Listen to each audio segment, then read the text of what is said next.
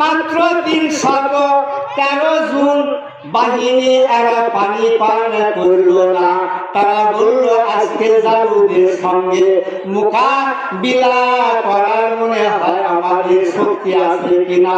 হে আল্লাহ তাবারক তাআলা আমাদেরকে ধৈর্য ঢেলে দিন এবং আমাদের পাগুলো মজবুত করে দিন।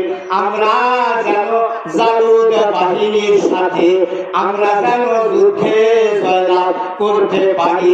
অতঃপর যারা পানি পান করছিল তাদের মুখ ঠোঁট শুকাইয়া গেল, তারা যুদ্ধের ময়দানে যেতে পারল না।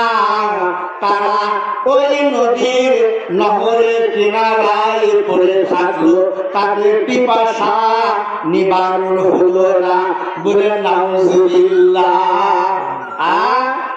কারণ আল্লাহ তাআলার হুকুম নবী সাল্লাল্লাহু আলাইহি ওয়াসাল্লামের তরিকায় চলা, নবীদের তরিকায় চলা বলা হয়েছে।